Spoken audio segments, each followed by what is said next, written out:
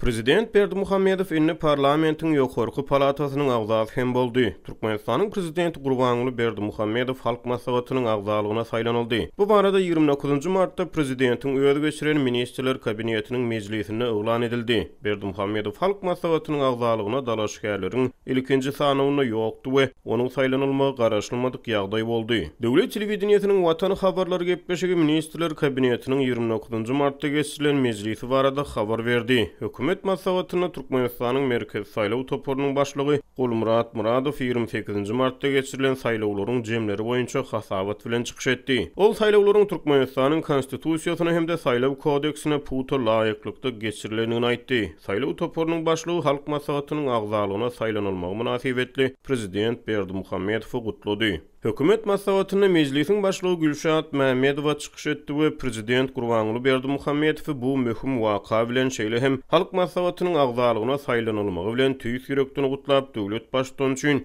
saýlawçylaryň ýüze göterüminiň ses berenligini belletdiýip döwlet medeniýet habar berýär. Türkmenistanda 28 martda geçirilen halk maslahatynyň agzalarynyň gyýtaklaýyn saýlawlaryna halkara synçylar gatnaşmady. 63 ýaşly Berdimuhammedow parlamentiň ýokarky palatasyna Ahal welaýatynyň saýlandy. Şeýlelik bilen ol ýerine ýetirji häkimiýetiň başlygy bolmak bilen bir hatarda kanun çykarjy organyň agzasy boldy. Berdimuhammedow Türkmenistanyň hökümetiniň ýagny ministrler kabinetiniň başlygydyr. Bellemeli ýeri geçen ýylyň sentýabr kabul edilen konstitusiýon ýetgetmeleri görä Türkmenistanyň prezidenti ýasawlygy sebäpli öz borçlaryny ýerine ýetirip bilmese, onuň ygtyýarlyklary täze prezident saýlanylýança halk maslahatynyň başlygyna geçirilýär. Şeýle ýagdaýda eger de ol öňümüzdäki günlerde ýokarky palatanyň başlyklygyna saýlanylsa, ähtimal Türkmenistanyň prezidenti ýurtda konstitusiýon krizisiniň ýüze çykmagyna sebäp bolup biljek ýagdaý döretmegi mümkin. Türkmenistanyň baş kanuny ýurdun prezidentine parlamentde orun almagy çürtkesik gadagyn edýär. Konstitusiýanyň 73-nji maddasyna görä Türkmenistanyň prezidenti Türkmenistanyň Milli Geňeşiniň agzasy ýa-da deputaty bolup bilmeýär. Galibertide Konstitusiýanyň 87-nji maddasyna görä halk maslahatynyň agzasy we mejlisiň deputaty, şol bir wagtda ministrler kabinetiniň agzasy, häkim, arçyn, gazy,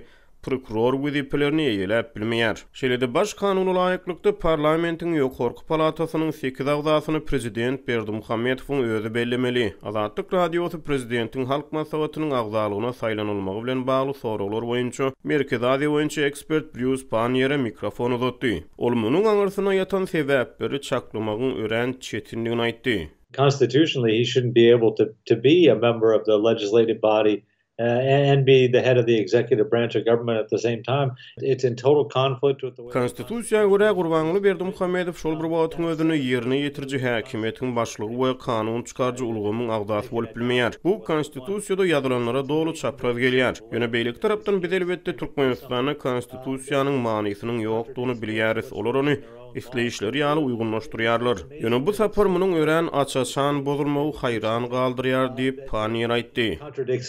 What's written in their own law so clearly. 2020-nji ýylyň sentýabrynda Türkmenistanyň konstitusiýasyna girilen ýetgetmeler we goşmaçylar bilen Türkmenistanyň parlamenti 2 palataly ulgama geçirildi. Soňky konstitusiýon ýetgetmeleriň we goşmaçylaryň dogry görnüşi Türkmenistan beýtarap Türkmenistan gazetleriniň 2020-nji ýylyň 26-njy sentýabr sanlaryna köpçüligi ýetirildi. Şeýle konstitusiýanyň soňky rejeleriniň görnüşi 2020-nji ýylyň 25-nji sentýabryna girilen ýetgetmeler bilen Türkmenistanyň adalet ministrliginiň resmi web saytyna çap edildi. Eýsem prezident Berdimuhammedowyň halk maslahatynyň agzalygyna saýlanylmagy bilen ol bu edaranyň başlyklygyna da saýlanarmy? Given his character and given the way his government is run, it's difficult for me to believe that he Onuň häsiýetinden we hökümet dolandyrşyndan çen tutulsa, onuň islenlik edarada ikinji ýa-da üçüncü wezipäni kabul etjekdigine inanmak ören kyn. Bu hiç açan beýle bolmady. Ol ýaragly güýçleriň serkerde başysy, ol ýurdun prezidenti. Onuň eýelen her bir wezipesi iň ýokary wezipedir diýip Merkez Aziýa boýunça ekspert aýtdy. post he occupies is the top post. Bellesek şu ýylyň 1-nji mart 6-njy mart taralygyna medeniýetde çap edilen 111 dalaşgaryň ilki başdaky sanawyna Gurbanuly Berdimuhammedowyň ady ýokdy.